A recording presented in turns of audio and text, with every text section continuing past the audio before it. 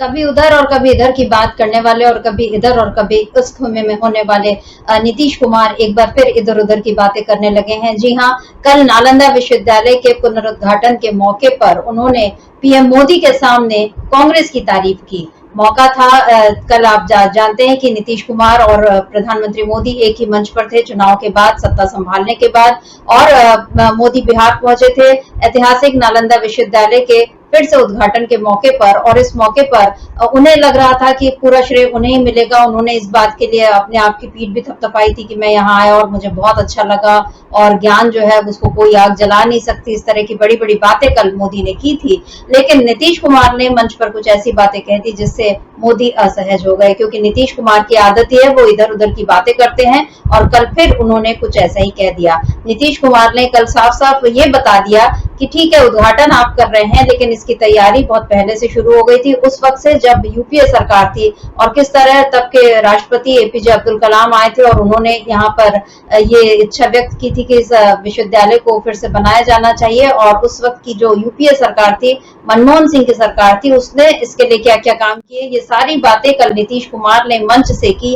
और जब वो मंच से ऐसा कर रहे थे, ये कह रहे थे ये सारी बातें, तो पीएम मोदी की जो उनकी जो हालत थी वो देखते बन रही थी। उनका जो चेहरा था, उसके हाव भाव समझ में आने लग रहे थे कि मोदी को फिर से ऐसा लगने लगा है कि बड़ी मुश्किल से जो सत्ता मिली वो नीतीश कुमार के कारण इधर हाथ से न निकल जाए।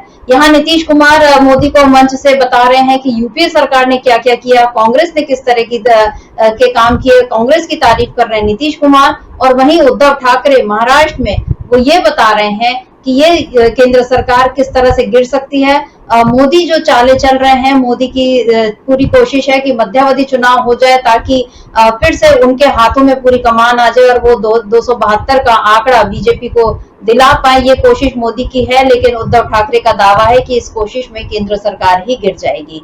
नीतीश कुमार मोदी के वर्तमान साथी, उद्धव ठाकरे मोदी के पुराने साथी, लेकिन दोनों ने बातें ऐसी कह दी जिससे मुश्किल में पड़ गए हैं मोदी। तो क्या है मोदी की मुश्किलें, क्या है उद्धव ठाकरे का दावा, और नीतीश कुमार ने फिर किस तरह से इधर उधर करके फंसा दिया है बीजेपी को, आज इसी पर हम खरी खरी चर्चा करेंगे। हमारे साथ मौजूद है हमारे ऑनलाइन एडिटर अमलेंदु उपाध्याय जी।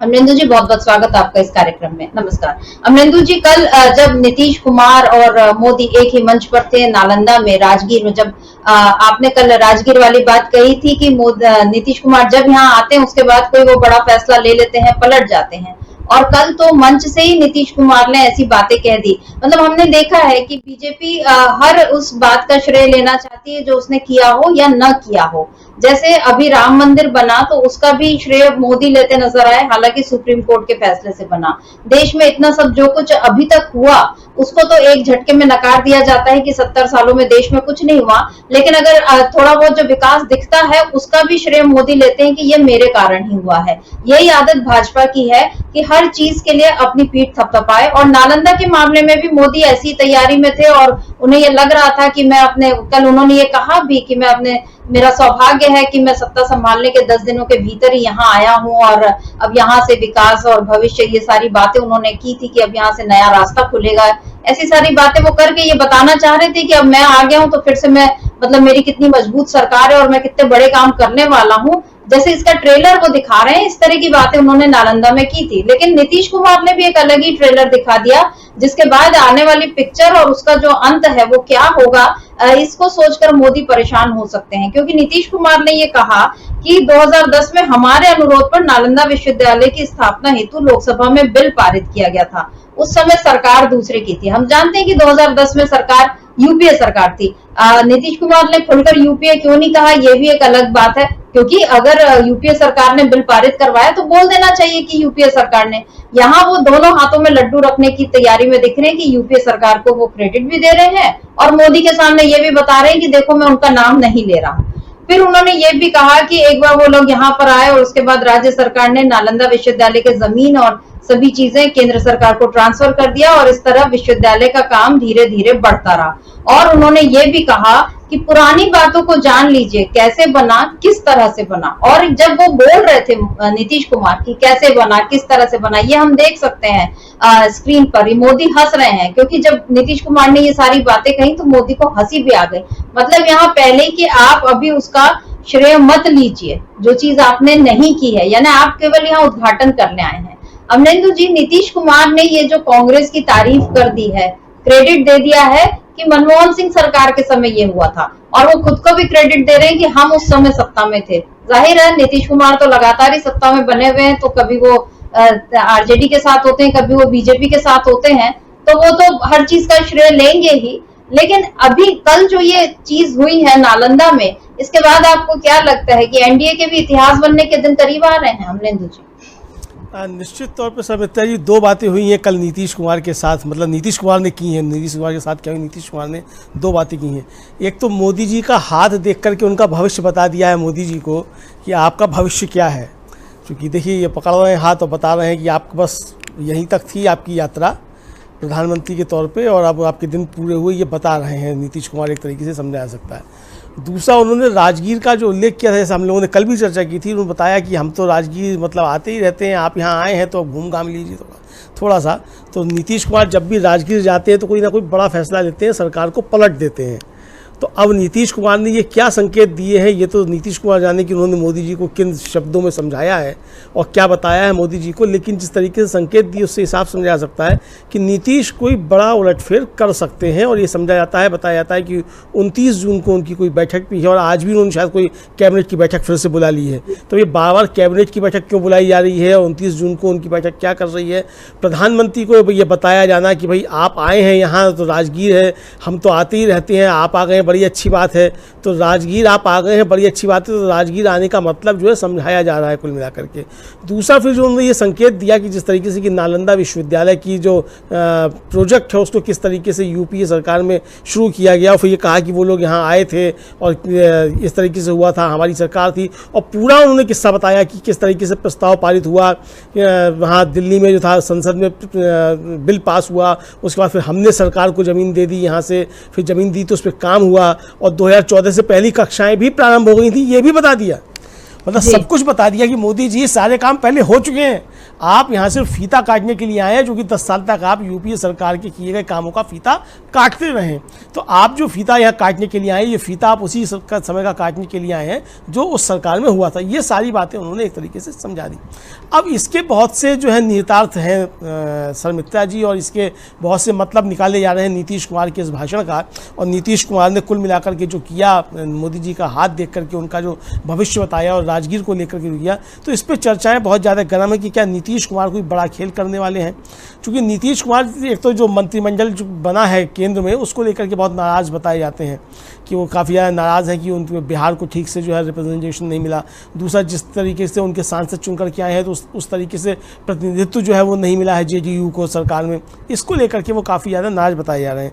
दूसरा, वो ये चाहते हैं कि किसी भी तरीके से अभी जो है वो विधानसभा के चुनाव करवा दिए जाए समय से पहले, और इसके लिए शायद बीजेपी तैयार नहीं हो रही है। इसी के साथ साथ वो चाहते हैं कि बड़े भाई की भूमिका में अब नीतीश कुमार रहे, यानी ज़्यादा सीटों पर नीतीश कुमार की पार्टी लड़ेगी। तो एक तरीके से कहा जाए कि जो दांव पे चल रहे हैं बीजेपी और जेडीयू के बीच में, उसमें नीतीश कुमार कोई ना कोई बड़ा दांव खेल सकते हैं। बीजेपी भी कम दांव पेच नहीं कर रही है, बीजेपी भी दांव पेच खेल रही है। बीजेपी भी चाहती है कि किसी तरीके से विधानसभा चुनाव तक जो है समय निकाला जाए, उससे पहले मोदी जी जो है वो लोकसभा का मध्यावधि चुनाव करवा दें। इसकी भी जो है वो चर्चाएँ चल रही कि वो मध्यावधि चुनाव की तरफ मोदी जी बढ़ सकते हैं, इसको अभी विश्वास मत हासिल कर लें और फिर किसी तरीके से बाद में जाकर फिर मध्यावधि चुनाव करवा दिया जाए। तो मोदी जी चाहते ये है कि मध्यावधि चुनाव में पहले जाया जाए और अगले लोकसभा चुनाव में भी नीतीश कुमार को साथ रख करके उसका फिर फायदा बिहार में लिया जाए। लेकिन नीतीश कुमार समझ रहे हैं कि अगर अब ये मौका हाथ से निकल गया तो बीजेपी उनके साथ वही करेगी जो पहले उनके साथ करती आ रही है, जो पहले उसने करने की कोशिश की थी, और नीतीश कुमार को फिर बीजेपी से अलग होना पड़ा था। तो नीतीश कुमार ने कई तरीके के संकेत दे दिए कि मोदी जी अगर आप हमारी बातें नहीं मानेंगे तो हम जिनकी तारीफ कर रहे हैं आपके सामने बैठ करके, हम उनके साथ भी जा सकते हैं। रास्ते हमारे लिए वहाँ खुले हुए हैं और हमें कोई दिक्कत नहीं है, हम वहाँ तुरंत जा सकते हैं।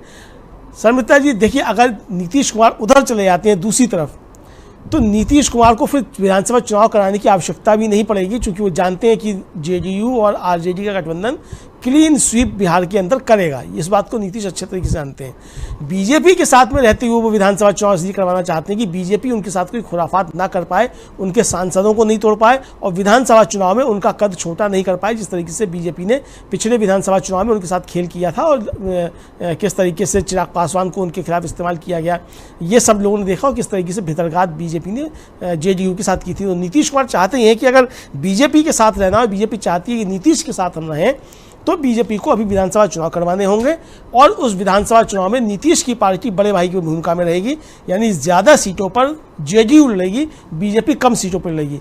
अब ये संकट बीजेपी के सामने है कि वो नीतीश की बातों को मान करके अभी विधानसभा चुनाव में जाए या किसी तरीके से हीला हवाली करके भी टाले और अगला जो मध्यावधि चुनाव करवाना है लोकसभा का, वहाँ तक नीतीश को साथ लेकर के आए, समझाए कि भाई लोकसभा का चुनाव मध्यावधि करवाना है, आप तब तक हमारे साथ रहिए। लेकिन बीजेपी अपने सहयोगियों को नहीं बताएगी कि हमको मध्यावधि चुनाव करवाना है मित्रा जी, ना नीतीश को बताएगी और ना टीडीपी को बताएगी कि हमको जो है वो मध्यावधि चुनाव करवाना है। ये लोग इसी गफलत में है कि सरकार को लंबा खींचना है, सरकार चलेगी और इसलिए इनसे पहले जो है सौदेबाजी कर ली जाए। लेकिन मोदी जी और बीजेपी अपनी जो है एक तरीके से कहा जाए वो चाल चल रहे हैं और इसको लेकर के जाना चाहते हैं। तो नीतीश कुमार ने जो संकेत देने की कोशिश की समिता जी, वो संकेत देने की यही कोशिश की है कि मोदी जी हमसे ज़्यादा होशियारी मत कीजिए, हम आपसे ज़्यादा चतुर हैं, हम आपसे ज़्यादा होशियार हैं, आपकी चीज़ें हम समझते हैं और आपको हमारी शर्तें माननी होंगी। अगर आप हमारी शर्तें नहीं मान रहे हैं तो हम चले फिर अपने भतीजे के पास। ये एक तरीके से उन्होंने संदेश देने की कोशिश की है कि हम अगर अपने भतीजे के साथ चले आएंगे मोदी जी, तो हमारा कुछ नहीं बिगड़ेगा, बिगड़ेगा आपका। लोकसभा में भी और विधानसभा चुनाव में भी, दोनों में आपका बिगड़ेगा, ये समझाने की एक तरीके से कोशिश की है। और इसलिए मोदी जी के सामने जिस तरीके से उन्होंने यूपीए सरकार की तारीफ की और ये बता दिया मोदी जी को कि आप यहाँ आए हैं, बहुत अच्छी बात है, आप आ गए हैं, यहाँ राजगीर घूमिए, यहाँ गर्म जल के प्रपात हैं उनको देखिए, नहा भी लीजिए उन गर्म जल के प्रपात में जा करके। लेकिन ये जो आप क्रेडिट लेने की कोशिश कर रहे हैं नालंदा विश्वविद्यालय का, ये क्रेडिट आपको नहीं जाता है, ये क्रेडिट डॉक्टर मनमोहन सिंह को जाता है या यूपीए सरकार को जाता है। ये साफ साफ मोदी जी के सामने खड़े होकर के नीतीश जी ने मोदी जी को बता दिया, ये भी बता दिया कि आप समझ लीजिए, ये भी कह रहे हैं कि आप समझ लीजिए कि पिछला इतिहास क्या है, ये आपको बताना जरूरी है। तो ये भी बता दिया कि आप समझ लीजिए इसको, ये आपको जानना जरूरी है ताकि आप अभी जब आए बोलने के लिए तो लफाजी आप ना करें। ये एक तरीके से नीतीश कुमार ने संदेश मोदी जी को दे दिया मित्रा जी। जी बिल्कुल, नीतीश का संदेश एकदम साफ है और ये भी एकदम साफ है, पिक्चर बिल्कुल क्लियर है कि दोनों पक्षों में विश्वास जो है वो रत्ती भर नहीं है, साथ जो है वो केवल सत्ता का है। ये बिल्कुल बात नजर आ रही है नीतीश और मोदी के। अब तक के जितने बार भी वो लोग चुनाव के बाद से मिले हैं, उसके बाद हर बार कुछ न कुछ ऐसा हो रहा है जिसमें ये नजर आ रहा है कि इनके बीच जो एक दूसरे का हाथ पकड़ के जो चल रहे हैं या पैर छूने वाली जो कवायद चल रही है, ये कब तक चलेगी और कहां तक चलेगी, ये एकदम अब दिखने लगा है कि ये बहुत दूर तक का साथ नहीं है। और नीतीश कुमार ने कल जो कुछ कहा है, वो बाइट भी हमारे पास है, हम एक बार उसको सुन लेते हैं और उसमें ये चीज ज्यादा क्लियर हो जाएगी कि नीतीश कुमार जो भी कुछ बोल रहे हैं, हमने ये देखा है कि राजनेता कभी भी अकारण कोई बात नहीं बोलते और नीतीश कुमार ने भी कल वो चाहते तो नालंदा का ऐतिहासिक वैभव और अपनी सरकार का जो जो काम उन्होंने किया वो क्रेडिट को गिना सकते थे, लेकिन पिछली सरकार का काम गिनाना और खास तौर पे मोदी जी को ये बताना कि पुरानी बातें आपको भी जानना जरूरी है। तो क्यों जरूरी है, क्या बोलते हैं नीतीश, आगे पीछे का पूरा जो सब इतिहास है वो बता दिया कि किनके कहने पर क्या हुआ। आरजेडी ने भी इस मामले पर एक ट्वीट करके साफ साफ ये बताया है कि मोदी इस मामले में बिल्कुल क्रेडिट लेने की कोशिश न करें। और आरजेडी का ट्वीट क्या है, इसको एक बार हम, बड़ा ट्वीट है, आरजेडी ने क्या लिखा है ये ट्वीट हम देख लेते हैं। आरजेडी लिख रहे हैं कि नालंदा विश्वविद्यालय को फिर से बनाए जाने का विचार सबसे पहले 2006 में तत्कालीन राष्ट्रपति एपीजे अब्दुल कलाम ने दिया था। 2007 ईस्ट एशिया समिट में इसके पुनः स्थापना के आइडिया को कई देशों ने एंडोर्स किया। 2007 में इसे बनाने के लिए बिहार विधानसभा से कानून पास किया गया। 2009-10 में ईस्ट एशिया समिट में कई देशों ने निर्माण में सहयोग का वादा किया और इसमें भारत सरकार के विदेश मंत्रालय का अहम योगदान था। 2010 में भारत की संसद ने नालंदा यूनिवर्सिटी एक्ट 2010 पास किया और यह यूनिवर्सिटी अस्तित्व में आया। बिहार सरकार ने यूनिवर्सिटी के कैंपस के लिए 485 एकड़ जमीन दी। जनवरी 2014 में मनमोहन सिंह की सरकार ने नई यूनिवर्सिटी के भवन निर्माण के लिए 1749 करोड़ और अन्य खर्चे के लिए 977 के फंड को स्वीकृत किया। यूनिवर्सिटी कई वर्षों से संचालित है। आज जो प्रधानमंत्री फीता काटने आए हैं वह बिल्डिंग का फीता काटने आए हैं, न कि यूनिवर्सिटी की स्थापना का। उस बिल्डिंग का फीता जिसके लिए फंड भी पिछली यूपीए सरकार दे गई थी, हाँ, मोदी सरकार ने इसी फंड में कटौती जरूर की है, इनसे झूठ और झूठा प्रचार कितना भी करवा लो। ये ट्वीट है आरजेडी यानी राष्ट्रीय जनता दल का। अमलेंदु जी, यहाँ पर कुछ और बातों का खुलासा भी हो गया है कि यहाँ पर मोदी को साफ साफ ये बता दिया गया है कि आप केवल भवन का उद्घाटन करने आए हैं, न कि यूनिवर्सिटी का, क्योंकि ये बात तो नीतीश कुमार भी बोल चुके हैं कि यूनिवर्सिटी तो पहले से ही चल रही थी, जो चीज पहले से चल रही है आप उसका उद्घाटन कर रहे हैं। ये वैसा ही है जैसे बहुत सारी योजनाएं, आधार की जो योजना है, या कि वो हर किसी का बैंक खाता, इन सारी बातों को मोदी सरकार बार बार अपने नाम करवाना चाहती है कि ये सारी चीजें उन लोगों ने करवाई हैं, जबकि यूपीए सरकार के समय जो योजनाएं बनी, जो चीजें चल रही हैं, उनका नाम बदलकर केवल फीता काटने वाला काम जो है मोदी ने किया है। लेकिन उनकी ये आदत इनके तीसरे कार्यकाल में भी नहीं जा रही है, और वो अभी भी ये सोच रहे हैं कि वो फीता काटेंगे और ये कहेंगे कि मैंने इसे बनवाया। ठीक वैसे ही जैसे राम मंदिर जो है सुप्रीम कोर्ट का फैसला है, लेकिन वो बार बार उन्होंने पूरे चुनाव में यही प्रचार किया, लेकिन उस प्रचार का झूठ जो है वो जनता को समझ में आ गया और अयोध्या से बीजेपी साफ हो गई। अब ये नालंदा की बात हो रही है अमलेंदु जी, और बिहार में भी चुनाव होने हैं। आपको क्या लगता है कि बिहार में मोदी का ये दांव काम आएगा? क्योंकि आपने ये कहा है कि अगर जेडीयू और आरजेडी मिल जाए तो बीजेपी बिल्कुल इसका पत्ता साफ हो जाएगा। तो बिहार में मोदी का या बीजेपी का उसके बने रहने के लिए क्या चीजें जरूरी है, और किस तरह नीतीश कुमार की बातों को या उनके दबाव में मोदी किस तरह से आ सकते हैं? आपको क्या लगता है? एक तो ये सवाल, और दूसरा सवाल ये कि उद्धव ठाकरे ने कल जो ये कहा, अपने कल शिवसेना का स्थापना दिवस था और उस मौके पर उद्धव ठाकरे ने कई बड़ी बातें कही। एक तो उन्होंने साफ साफ ये कह दिया कि हम यानी शिवसेना अब फिर से एनडीए के साथ नहीं जाएगी, मोदी के साथ नहीं जाएंगे। भले ही आप उनको कितना आरोप लगाते रहे कि आप हिंदुत्व को भूल गए, तो उद्धव ठाकरे ने यह भी कह दिया कि ये हिंदुत्व नहीं है जो बीजेपी कर रही है, हम अपने हिंदुत्व को नहीं भूले हैं। एक तो ये बात उन्होंने कह दी। दूसरा, उन्होंने ये भी बता दिया जिन लोगों ने पार्टी तोड़ी है हम उनके साथ नहीं जाएंगे। उन्होंने ये भी बता दिया कि जिसको ये लोग अर्बन नक्सल कहते रहते हैं मोदी, असल में कौन होता है आतंकवादी? पार्टी तोड़ने वाले, अच्छी भली सरकारों को गिराने वाले, ये सारे लोग होते हैं आतंकवादी। ये उद्धव ठाकरे ने कहा है। और उद्धव ठाकरे ने एक बड़ी बात ये कह दी कि मोदी की कोशिश ये है कि देश में किसी तरह मध्यावधि चुनाव हो जाए, ताकि मोदी के हाथ में सारी सरकारी मशीनरी आ जाए और वो पूरे 272 यानी बहुमत का आंकड़ा बीजेपी जो हासिल करना चाहती है, जो इस चुनाव में वो नहीं कर पाई इंडिया गठबंधन की मजबूती के कारण, उसको वो पूरा कर सके। इसलिए मोदी मध्यावधि करवाना चाहते हैं ताकि सत्ता उनके हाथ में पूरी तरह से आ जाए, कई वर्षों के लिए आ जाए। लेकिन उद्धव ठाकरे का ये दावा है कि ये मोदी की ये मंशा पूरी नहीं होगी, क्योंकि ऐसे में सरकार गिर जाएगी। क्यों गिर जाएगी मोदी की सरकार? अमलेंदु जी, क्या कहना चाह रहे हैं उद्धव ठाकरे, और नीतीश कुमार के इस बयान के बाद आपको क्या लगता है? देखिए समिता जी, एक तो नीतीश कुमार के बयान के बाद एकदम साफ साफ है कि मोदी जी को नीतीश जी की शर्तें माननी होंगी, और शर्तें नहीं माननी है, अगर नहीं मानेंगे तो अपनी सरकार कुर्बान करनी होगी। एक चीज़ तो ये है। दूसरा ये कि मोदी जी अगर ये चाहते हैं कि उनकी सरकार कुर्बान हो जाए, वो मध्यावधि चुनाव में चले जाएं, तो ये नहीं होने जा रहा है फ़िलहाल किसी भी तरीके से, क्योंकि मध्यावधि चुनाव में जाने की कोई संभावना किसी भी तरीके की इसलिए नहीं है कि कोई भी एनडीए का सहयोगी जो है वो मोदी जी को मध्यावधि चुनाव कराने की अनुमति नहीं देगा। इंडिया गठबंधन तैयार है, और जैसा कि राहुल गांधी ने फाइनेंशियल एक्सप्रेस को जो अपना इंटरव्यू दिया उसमें भी उन्होंने कहा कि उनकी एनडीए के कई सांसद जो हैं वो इंडिया के संपर्क में। और हम लोगों ने देखा कि किस तरीके से तृणमूल कांग्रेस के की जो नेता हैं और पश्चिम बंगाल की मुख्यमंत्री ममता बनर्जी, वो जाकर के बीजेपी के एक सांसद से जाकर के खुद जाकर के मिलती हैं, यानी वो पहल कर रही हैं कि बीजेपी को तोड़ा जाए। और इसी तरीके से एक और जो बीजेपी के सांसद हैं सौमित्र खान, उनका बयान था कि हाँ उनसे टीएमसी के लोगों ने संपर्क किया है, लेकिन अभी वो जो है वो पार्टी छोड़ना नहीं चाहते हैं। ये इस तरीके का उनका, इसका मतलब समिता जी एनडीए के ऊपर इंडिया जो है वो आरी चला रहा है लगातार, और आरी जो है वो घिसी जा रही है, और जिस दिन वो जरा सी डोर है मतलब वो कट जाएगी तो ये सरकार धड़ाम से गिर जाएगी।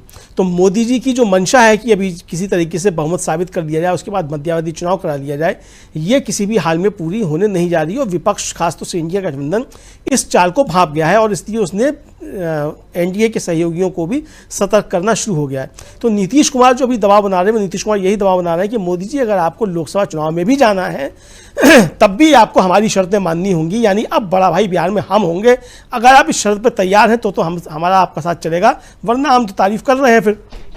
और ये बता भी दिया उन्होंने तारीफ करके कि ये विश्वविद्यालय जो है सॉरी किस तरीके से बना और इसके पीछे क्या क्या प्रक्रिया रही, किसने किसने इसमें क्या क्या योगदान किया, इस सरकार ने क्या किया, उस सरकार ने क्या किया, सारी बातें उन्होंने बता दी।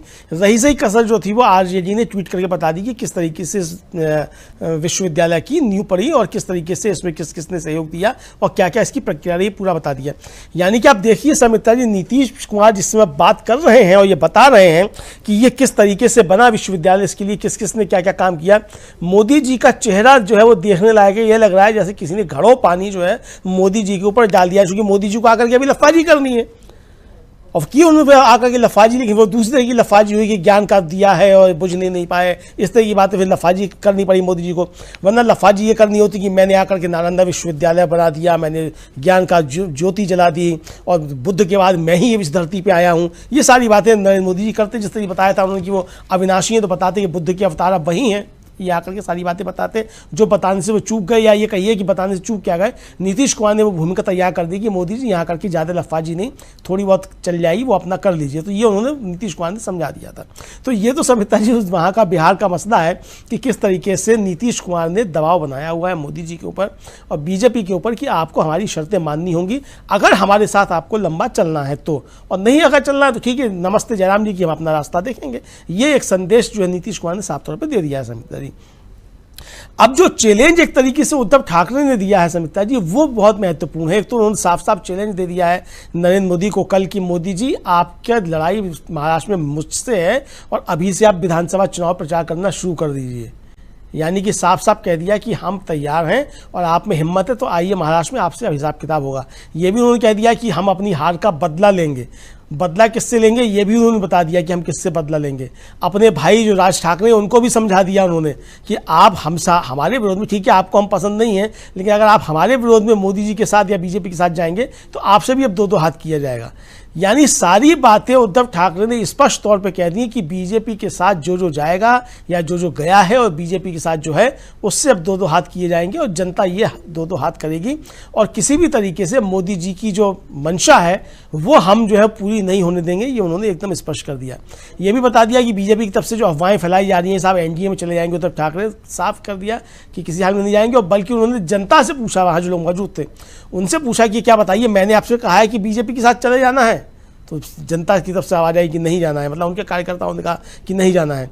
तो इस तरीके की उन्होंने जो बातें की उद्धव ठाकरे ने, वो एकदम साफ स्पष्ट संदेश दे दिया कि मोदी जी आपकी हालत जो हमने ख़राब की है महाराष्ट्र में, ये हम आगे आने वाले समय में और ज़्यादा हालत ख़राब करेंगे और आप जिससे चालाकी में मुब्तला हैं वो चालाकी हम आपकी चलने नहीं देंगे। हम आपकी होशियारी समझ रहे हैं कि आप किसी तरीके से अभी बहुमत हासिल करने के बाद फिर 6 महीने में या साल भर के भीतर ही आप जो है वो मध्यावधि चुनाव कराना चाहते हैं, तो ये आपको मौका नहीं दिया जाएगा कि आप मध्यावधि चुनाव कराएं। दूसरा, हिंदुत्व को लेकर के उन्होंने जो प्रहार किया नरेंद्र मोदी के ऊपर, बीजेपी के ऊपर, वो काफ़ी ज़्यादा काबिल गौर है। उन्होंने सवाल किया कि भाई आप हमसे कह रहे हैं कि हमने हिंदुत्व छोड़ दिया, हमने तो हिंदुत्व नहीं छोड़ा, लेकिन हमारा हिंदुत्व आपकी तरीके का फर्जी हिंदुत्व नहीं है। यानी बीजेपी का जो हिंदुत्व है वो सिर्फ मुस्लिम विरोध पर टिका हुआ है, तो उस तरीके का फर्जी हिंदुत्व शिवसेना का हिंदुत्व नहीं है, असली हिंदुत्व हमारा है। और आप बताइए मोदी जी कि नीतीश कुमार के साथ आपका जो गठबंधन है या टीडीपी के साथ जो आपका गठबंधन है, क्या ये हिंदुत्व है? क्या नीतीश कुमार ने मुसलमानों को आरक्षण की बात नहीं की है? क्या टीडीपी ने खुल करके मुसलमानों को आरक्षण की बात नहीं की है? तो मोदी जी आप अपनी स्थिति स्पष्ट कीजिए कि आपका हिंदुत्व कौन सा हिंदुत्व है। और फिर ये भी कहा कि हम जो है वो मुसलमान जानता है कि हम अगर वार करेंगे तो हम सीने पे वार करेंगे, हम पीठ पे वार नहीं करते हैं, और बीजेपी पीठ पे वार करती है। यानी समिता जी कल जो उद्धव ठाकरे का भाषण है, मुझे लगता है कि बहुत ज़बरदस्त भाषण है। हालांकि वो पूरा मराठी में बोले हैं, अगर वो हिंदी में बोलते तो पूरे देश भर में उसकी गूंज होती, लेकिन चूंकि वो महाराष्ट्र तक खुद को अपना केंद्र रखते हैं तो पूरा भाषण उन्होंने मराठी में दिया। मुझको लगता है कि अगर वो उसका हिंदी में भी तो उस बात को कहते तो उसका पूरे देश भर में एक अच्छा प्रभाव जाता उसका। हालांकि वो हिंदी में उसका मतलब अनुवाद एक तरीके से आया है अखबारों में और मीडिया में तमाम जगह, लेकिन वो ज़्यादा प्रभावशाली होता अगर वो हिंदी में भी उस बात को कहते। लेकिन फिर भी जो लोग थोड़ा बहुत समझते हैं मराठी को, वो समझ सकते हैं कि उद्धव ठाकरे ने किन ज़बरदस्त शब्दों में जो है मोदी के ऊपर, भारतीय जनता पार्टी के ऊपर प्रहार किया। खुली चुनौती एक तरीके से नरेंद्र मोदी को दी है कि आइए आपसे मुकाबला महाराष्ट्र में होना है और अभी से आप तैयारी कर लीजिए, हम आपको निपटेंगे। एक तरीके से इसी तरीके से उन्होंने कहा है कि हम आपसे निपटेंगे, प्रतिध्वनि उनकी बात की जो है वो यही है। तो मोदी जी को ये भी साफ संकेत दे दिया कि आप जो चालाकियां चल रहे हैं या जो आप रणनीति बना रहे हैं, उस रणनीति को इंडिया गठबंधन अच्छे तरीके से समझता है। और ये भी उन्होंने कहा कि हम मध्यावधि चुनाव नहीं होने देंगे, इंडिया तैयार है, इंडिया सरकार बनाएगा। ये बहुत महत्वपूर्ण बात है सुमित्रा जी कि हम तैयार हैं, सरकार हम बनाएंगे और हम आपकी सरकार गिराएंगे। ये साफ तरीके से उद्धव ठाकरे ने कह दिया है। और यही बात सुमित्रा जी इंडिया गठबंधन के तमाम लोग एक तरीके से कह रहे हैं, चाहे वो ममता बनर्जी हो, चाहे अखिलेश यादव हो, और चाहे राहुल गांधी हो, और चाहे उद्धव ठाकरे हो, चाहे शरद पवार हो। सब लोग एक स्वर में ये कह रहे हैं कि ये सरकार गिराई जाएगी, ये सरकार गिरेगी और इंडिया जो गठबंधन जो है वो सरकार बनाएगा। तो ये एक बहुत ज़बरदस्त चेतावनी और एक ज़बरदस्त चुनौती दोनों जो है मतलब वो मोदी जी के लिए उद्धव ठाकरे ने पेश की है। और ये फिर एक बार साबित हो गया कि इंडिया गठबंधन नीतियों के मसले पर, रणनीति के मसले पर एकजुट है और एक ही तरीके की भाषा, एक ही तरीके की बात इंडिया गठबंधन कर रहा है। जबकि एनडीए में ज़बरदस्त तरीके से फूट है और वो साफ तौर पे देखा जा सकता है कि किस तरीके से नीतीश कुमार जो है वो अपनी बात रख रहे हैं इंडिया गठबंधन की बढ़ाई करते हुए। और एक वीडियो वायरल हो रहा है रामदास अठावले का, सुमित्रा जी, जो मोदी जी की सरकार में मतलब पहले का वीडियो है, वो राहुल गांधी को संसद में खड़े होकर के जन्मदिन की बधाई दे रहे हैं और कह रहे हैं कि मैं तो जो है हवा भांप गया था, जब आपकी सरकार थी तो मैं आपके साथ था और इनकी सरकार है तो मैं इनके साथ हूँ। यानी कि उस पर मोदी जी उस पर हंस रहे हैं। उस वीडियो में साफ तौर पर देखा जा सकता है कि अठावले कह रहे हैं कि जिसकी सरकार उसके साथ, यानी कि अठावले टाइप के लोग जो है जब इंडिया गठबंधन सरकार बनाने का दावा करेगा तो इस टाइप के लोग जो होंगे, जो मौसम वैज्ञानिक हैं, यानी कि जिसमें चिराग पासवान की भी गिनती हो सकती है, जिसमें नीतीश कुमार की भी सब गिनती हो सकती है, ये सारे लोग मौसम की हवा भाप करके इंडिया गठबंधन के साथ आ जाएंगे और मोदी जी की सरकार जो है, जो एनडीए सरकार कही जा रही है, ये गिर जाएगी। जो बात आपने शुरू में कही थी कि क्या एनडीए के दिन पूरे हो गए हैं, एनडीए की गिनती पूरी हो गई है, निश्चित तौर पर कहा जा सकता है सुमित्रा जी कि ये सरकार बनने से पहले ही अपने गिरने की भूमिका तैयार कर चुकी है। बीजेपी के लिए कहते ही थे कि दक्षिण में साफ, उत्तर में हाफ, और अब इधर पूर्व यानी बिहार और पश्चिम यानी महाराष्ट्र, दोनों जगहों से यानी उत्तर, दक्षिण, पूर्व, पश्चिम, चारों दिशाओं से बीजेपी इस समय घिरती हुई दिख रही है और मोदी मुश्किल में फंसे हुए दिख रहे हैं। कल उद्धव ठाकरे का जो जबरदस्त भाषण था शिवसेना के स्थापना दिवस पर। बने रहिए, परिचर्चा अभी जारी है। वीडियो को लाइक और शेयर कर दीजिए और चैनल को सब्सक्राइब कर लीजिए। आइए आगे सुनते हैं इस परिचर्चा, जिसमें उन्होंने विधानसभा चुनाव का भी जो जिक्र किया, उसमें उन्होंने ये कहा कि मोदी जी, मैं आपको महाराष्ट्र में विधानसभा चुनाव के लिए अभियान शुरू करने के लिए आमंत्रित करता हूं। यह आपके और मेरे बीच होगा। भाजपा को मेरा संदेश, मेरे मूल प्रतीक यानी शिवसेना का जो चुनाव चिन्ह है उसका इस्तेमाल किए बिना चुनाव जीतने का प्रयास करें। यानी शिंदे गुट को आप अलग करके देख लें और आप देख लें कि आपकी कितनी ताकत बचती है। और उन्होंने यह भी कहा कि मुझे गर्व है कि हमने किसी और की तस्वीर का इस्तेमाल नहीं किया, हम कभी नहीं करेंगे, खासकर पीएम मोदी की। यानी यहाँ ये भी बता दिया कि हम बीजेपी में शामिल नहीं होने जा रहे। मैं पीएम मोदी को चुनौती देता हूं कि वे आज ही महाराष्ट्र विधानसभा चुनाव की तैयारी शुरू कर दें, इस नकली शिवसेना को दूर करते हुए। ये बहुत बड़ा दावा है अमरेंदु जी उद्धव ठाकरे का, क्योंकि नकली शिवसेना जिस तरह से उन्होंने कहा, स्थापना दिवस उन्होंने ही मनाया और नकली शिवसेना, भले चुनाव आयोग ने आपको पार्टी का नाम और निशान दोनों दे दिया और उद्धव ठाकरे को चुनाव के ठीक पहले अपने लिए दूसरे निशान को लेकर चलना पड़ा और अपने नाम के साथ शिवसेना उद्धव ठाकरे गुट लिखना पड़ा, लेकिन फिर भी ये जो बात समझ में आ गई है सब लोगों को कि असली शिवसेना कौन है। उद्धव ठाकरे अभी भी ये कह रहे हैं कि शिवसेना, शिंदे गुट जो है वो नकली शिवसेना है। और असली और नकली माल की बात जब भी भारत के बाजार में या दुनिया के बाजार में जब भी होती है तो लोग नकली को बहुत दिनों तक चलने नहीं देते हैं। और ये तो राजनीति का व्यापार है अमरेंदु जी, और यहाँ पर भी ये खतरा अभी से दिखने लगा है। आदित्य ठाकरे और मतलब इसके पहले रोहित पवार जो क्योंकि एनसीपी भी टूटी है और शरद पवार के पोते हैं रोहित पवार, उनका भी ये कहना है कि मानसून सत्र के बाद बहुत सारे विधायक जो है वो वापस आने वाले हैं। और ऐसा नहीं है कि महाराष्ट्र में शिवसेना अकेले चुनाव लड़ रही है। शिवसेना इन्हें उद्धव ठाकरे जो है वो शरद पवार और राहुल गांधी, इन दो मतलब कांग्रेस, इन दोनों के साथ मिलकर चुनाव लड़ रहे हैं। यानी वहां पर महाविकास अघाड़ी अभी भी कायम है। और कल अमरेंदु जी, कल राहुल गांधी का जन्मदिन था जिस पर हम लोगों ने देखा था कांग्रेस कार्यालय में किस तरह से इसको मनाया गया। इसके बाद सोशल मीडिया पर कुछ दिलचस्प चीजें देखने मिली, जैसे तेजस्वी यादव ने राहुल गांधी को बधाई दी, बदले में राहुल गांधी ने उनको पूछा कि अगले बार रोहू या कतला, और उसका मतलब मजे लिए कि ठीक है हम दोनों मिलकर फिर से मछली खाएंगे।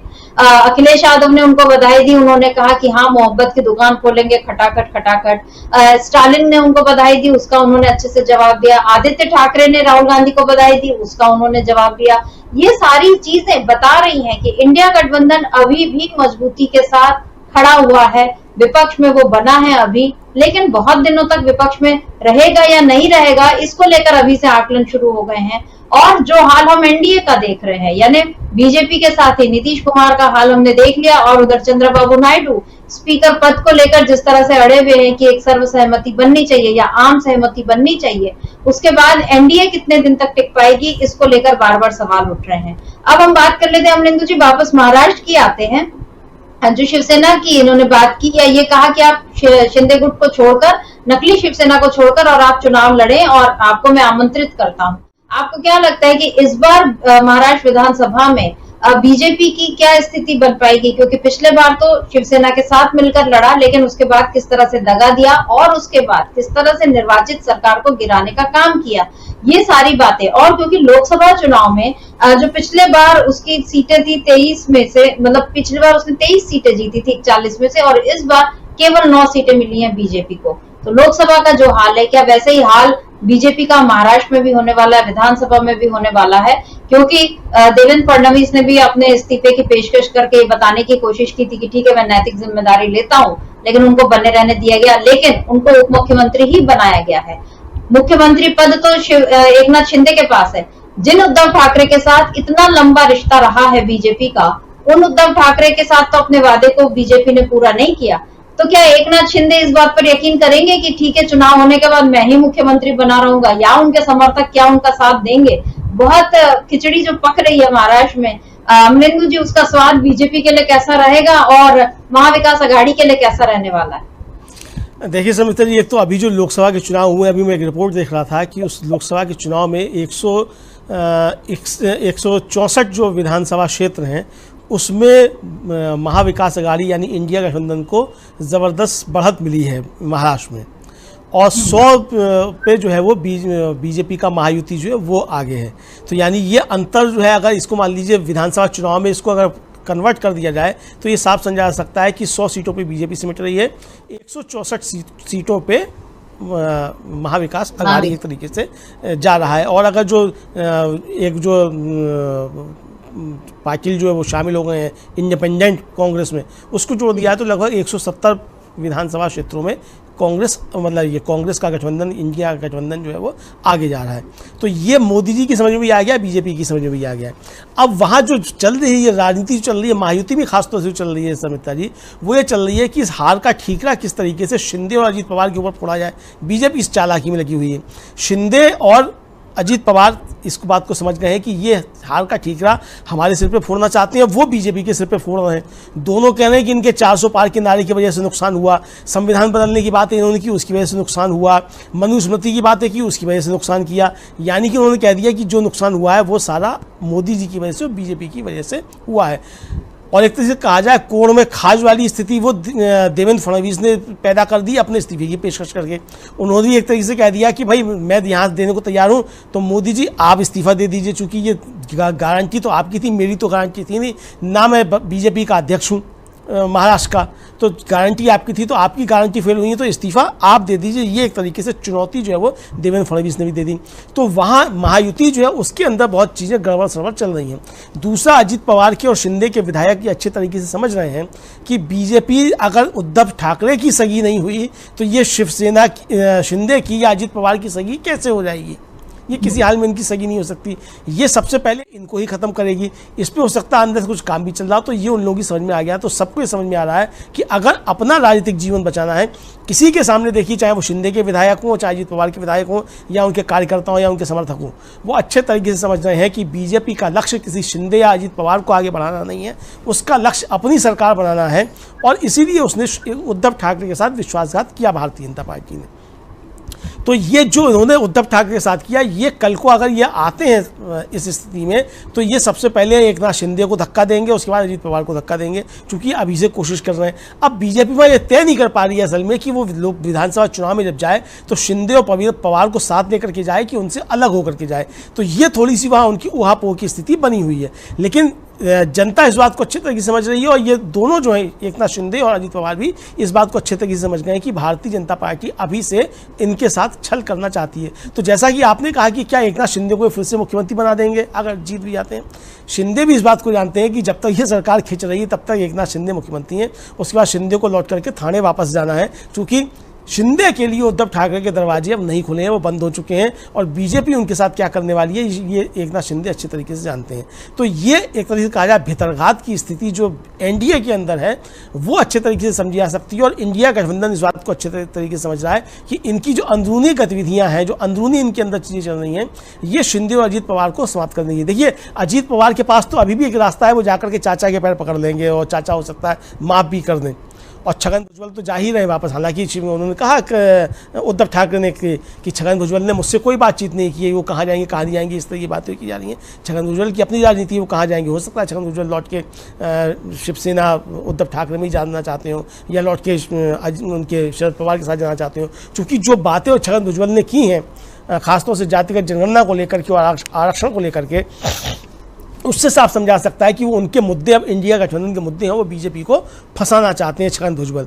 तो ये बातें शुरू हुई हैं। तो कुल मिलाकर की जो महाराष्ट्र की राजनीति है शर्मिष्ठा जी, वो बहुत ज़्यादा दिलचस्प होती जा रही है, और भारतीय जनता पार्टी के सामने काफ़ी दिक्कतें महाराष्ट्र को लेकर के हैं। और देखिए, जो महत्वपूर्ण बात एक और है वो ये है कि महाराष्ट्र के चुनाव परिणाम अगर उसमें नहीं लगाना चाहिए, बीजेपी के खिलाफ आते हैं, और साथ में हरियाणा के चुनाव हैं वहाँ भी खिलाफ बीजेपी के परिणाम आते हैं, और झारखंड में भी चुनाव बीजेपी के खिलाफ आते हैं, तो ये फिर मोदी जी की 1 साल के अंदर दूसरी बड़ी पराजय होगी, और इसका सीधा सीधा असर बीजेपी की अंदरूनी राजनीति में नरेंद्र मोदी के खिलाफ होगा। नरेंद्र मोदी के खिलाफ बीजेपी के अंदर से आवाज़ें उठना शुरू हो जाएंगी, और फिर ये कहा जाएगा कि सरकार किसी तरीके से बचानी है तो मोदी को हटाओ पहले और बीजेपी को बचाओ। तो यानी मोदी जी के खिलाफ बीजेपी के अंदर जो अभी सुगबगाहट है हल्की हल्की, जिस तरीके से इशारों में संघ प्रमुख मोहन भागवत बोले हैं, हालांकि बाद में उन्होंने लीपापोती करने की कोशिश भी की है, लेकिन जिस तरीके से बातें चल रही हैं और ये बीजेपी के अंदर जो चीज़ें उठ रही हैं, ये नरेंद्र मोदी के लिए बहुत दुखदायी चीज़ें साबित होंगी। तो नरेंद्र मोदी इसलिए चाहते हैं कि किसी भी तरीके से अभी बहुमत साबित कर दिया जाए, और इसके बाद प्रशासनिक मशीनरी उस पर अपना कब्जा कर लिया जाए। हो सकता है इस तरह की चीज़ें चर्चाएं चल रही हैं, वो ये चर्चाएं हैं, हमें नहीं मालूम मोदी जी के मन में क्या है, मोदी जी के मन में क्या नहीं है, क्योंकि मन की बातें जो करते हैं तो वो जाने कहाँ की बातें करते हैं, मन की बातें वो अपने मन की बात में आकर के तो बताते नहीं है, करते क्या है, कहते कुछ हैं। तो लेकिन कुल मिलाकर ये समझा यह जा सकता है कि मोदी जी की शायद ये मंशा होगी, जिस बात को उद्धव ठाकरे कह रहे हैं कि ये मध्यावधि चुनाव की तरफ जाना चाहते हैं, और हम ऐसा नहीं होने देंगे, और हम इंडिया गठबंधन तैयार है। तो शर्मिष्ठा जी, ये कुल मिलाकर के परेशानियां जो है वो केंद्र में भी बढ़ रही हैं, और महाराष्ट्र के नतीजे मोदी जी को और केंद्र की सरकार का भविष्य भी काफ़ी हद तक तय करेंगे। अब देखना यह है कि मानसून सत्र में ही ये सरकार, मतलब एनडीए सरकार जो है केंद्र की, वो गिरती है, या मानसून सत्र के बाद महाराष्ट्र विधानसभा चुनाव के बाद गिरती है, ये देखना दिलचस्प होगा। लेकिन नीतीश कुमार ने जिस तरीके से संकेत दिए हैं, उद्धव ठाकरे ने जिस तरीके से चुनौती और चैलेंज दोनों मोदी जी को दिया है, उससे साफ समझा जा सकता है कि केंद्र की जो एनडीए सरकार है उसके दिन अब ज़्यादा नहीं बचे हैं। शर्मिष्ठा जी बिल्कुल, जो एक घड़ी की टिक टिक जो है वो शुरू हो गई है। अब वो वक्त पूरा कब होगा, बस यही देखने वाली बात है, क्योंकि महाराष्ट्र, बिहार, इन 2 राज्यों पर आज हमने चर्चा की, लेकिन उसके पहले अगर हम देखें तो हरियाणा में स्थिति खराब है, पंजाब में स्थिति खराब है, यूपी में योगी और मोदी के बीच जो तनाव की स्थिति है उसको तो अरविंद केजरीवाल ने पहले ही बता दिया था।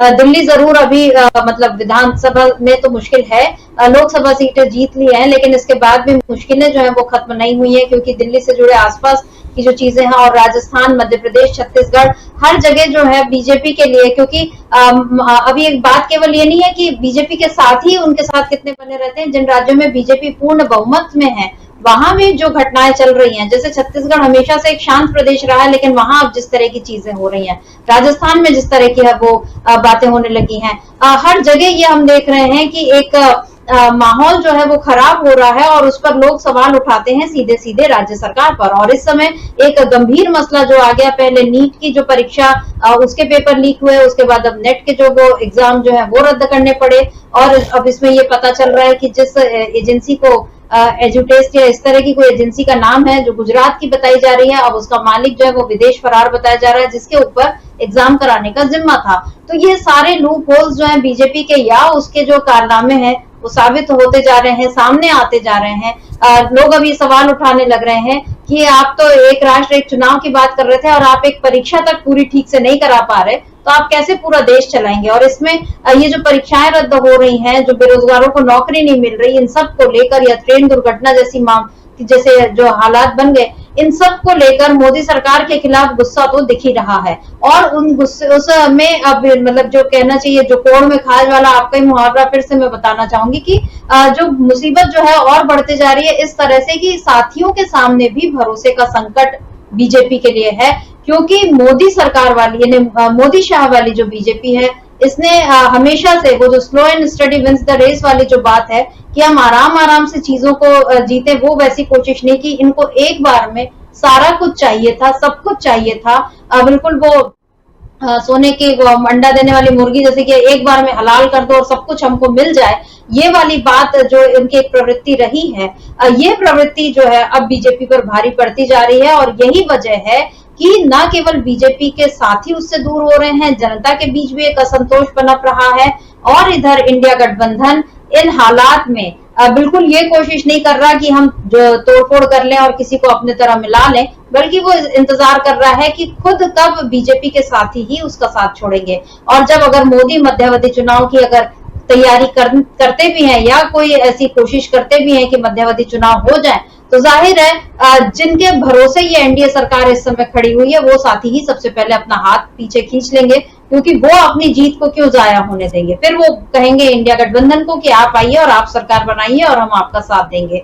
तो कुल मिलाकर मोदी के लिए इधर कुआं उधर खाई वाली स्थिति बन गई है। एनडीए सरकार बहुत मुश्किल में फंसी हुई है। नीतीश कुमार ने कांग्रेस की तारीफ करके मोदी के लिए परेशानी खड़ी कर दी, और उधर उद्धव ठाकरे ने ये जो बड़ा दावा कर दिया है, एक बड़ा चैलेंज मोदी को कर दिया है कि आप आइए विधानसभा चुनाव लड़िए अपने नाम पर, शिवसेना के नाम पर नहीं। तो देखना होगा कि कौन जीतता है और कौन हारता है। तो अब देखने वाली बात यह है कि मोदी इन चुनौतियों को कबूल करते हैं या नहीं, या अपने सामने जो इनके हालात बन रहे हैं उनसे वो किस तरह से पार पाते हैं। आज इस चर्चा को अमरेंदु जी हम यही रोकते हैं। आपको बहुत आशा है ये कार्यक्रम आपको पसंद आया होगा।